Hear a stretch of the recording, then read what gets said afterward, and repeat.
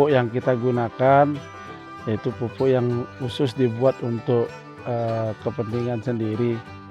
Nah, ini ada dari beberapa media, jadi memang khusus untuk ini. Jadi pemupukan dilakukan dalam kurun waktu 4 bulan sekali. 4 bulan sekali.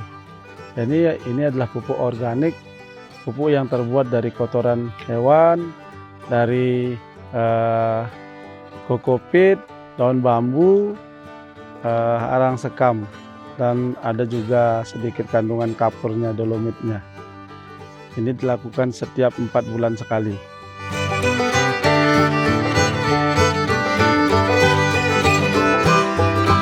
Kalau yang untuk vanili, saya pikir yang organik lebih bagus karena kandungan struktur akarnya juga berbeda di sini.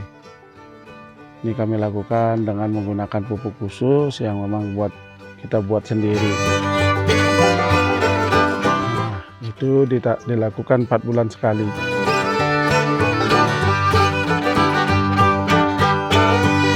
Dan dalam waktu 1 bulan biasanya sudah terlihat hasilnya, dia akan menjadi lebih hijau.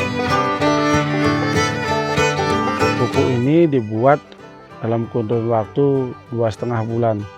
Ada beberapa tahap fermentasi di sini.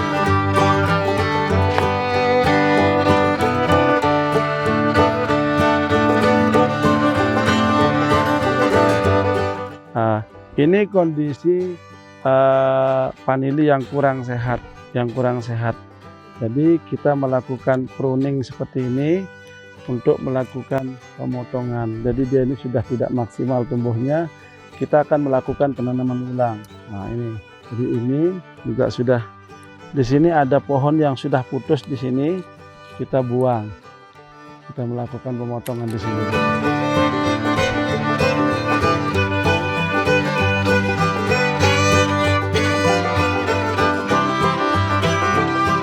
Yang tidak sehat sudah mulai keluar banyak akar angin dan dia terlihat layu. Jadi kita sudah melakukan pemotongan seperti ini dan dia umumnya akan tumbuh di sini, akan tumbuh tunas kembali. Kita akan lakukan pemotongan ulang. Ini plusnya kita menggunakan sulur yang mati. Jadi kita bisa melakukan penambahan dan pengurangan bibitnya.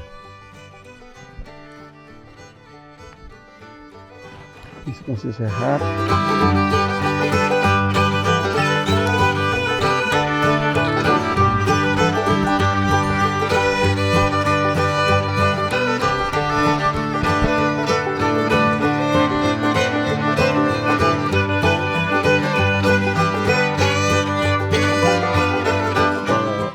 Supaya ada cairannya yang keluar. Jadi di atas diikat, di bawah digunting dia. Ini salah satu hasil yang sudah keluar dari stressingnya. Dia akan keluar seperti ini. Ini adalah calon bunga. Ini paling keluar di bulan depan, bulan Juni.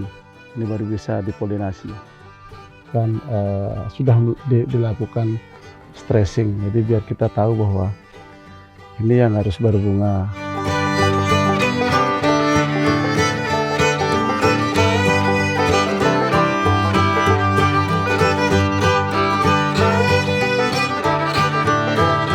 Penyiraman, jadi kita lakukan dalam waktu 3 hari sekali dilakukan penyiraman di bawah, jadi seperti begini.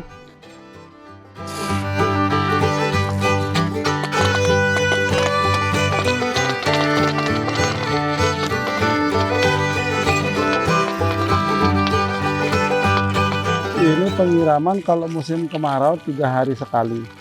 Kalau yang di sini, jadi sama juga yang 3 hari sekali untuk dari atas. Kalau musim kemarau, nah jadi kita menyiramnya tetap akan seperti begini.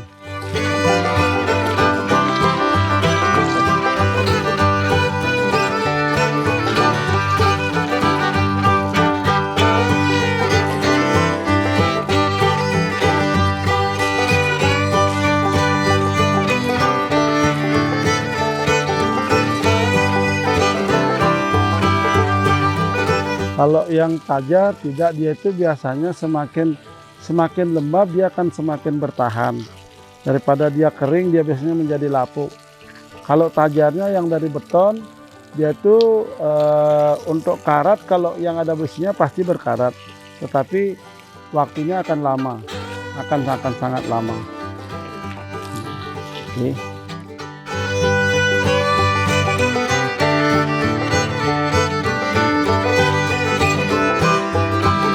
Sistem instalasi air sangat penting, tetapi tergantung dari kondisi.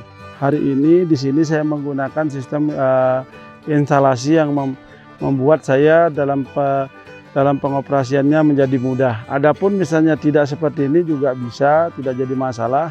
Tetapi kembali lagi ini adalah gaya saja, gaya dari atau memberikan kemudahan dalam proses pemeliharaan. Jadi ini instalasi ini datang dari air ikan. Jadi air ikan masuk ke sini menggunakan pompa. Jadi kita buka di sini. Dia akan langsung masuk ke masing-masing tajar. Persis berada di atas tajar. Jadi kita tidak menggunakan model spray atau bagaimana, karena proses spray di sini tidak cocok. Alasan tidak cocok, kita melakukan stressing terhadap sulur-sulur yang sudah siap. Jadi kalau kita menggunakan sistem spray, berarti dia akan tetap mendapatkan makanan. Jadi kita tetap menjaga ini untuk tetap stres dalam waktu stressing.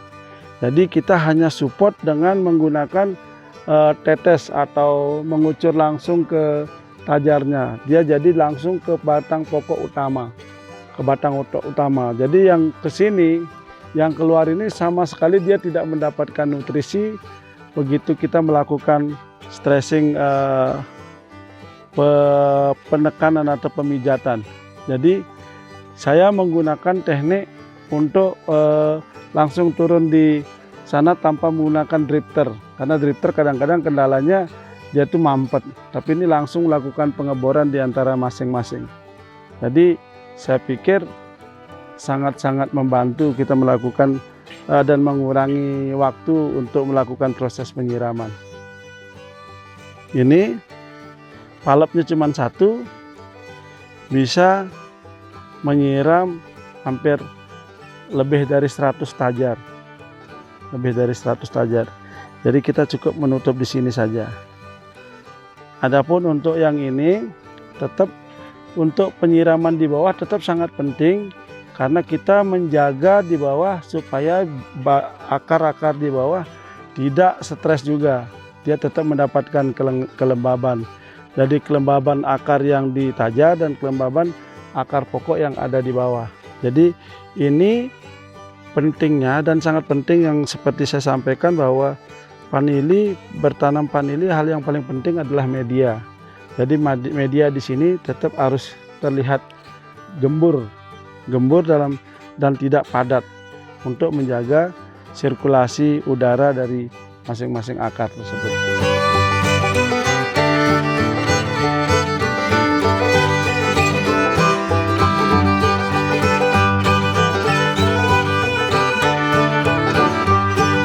Ini air yang memang datang dari mata airnya.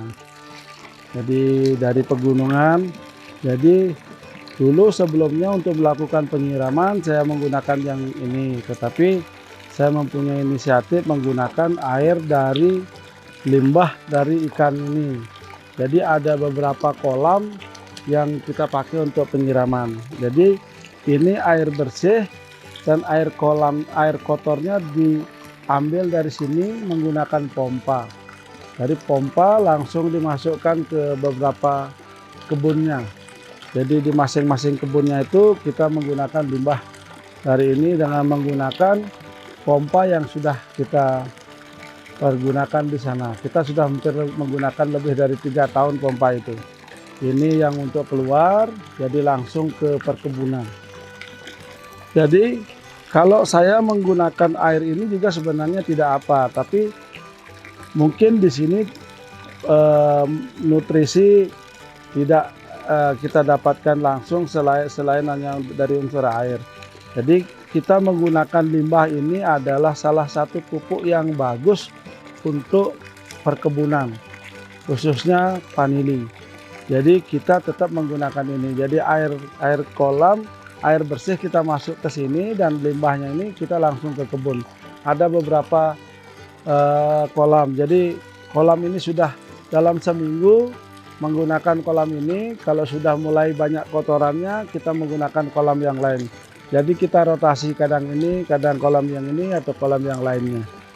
Ini saatnya kita kasih medianya ke kolam ini supaya ikannya tambah segar, bisa hidup sehat ya.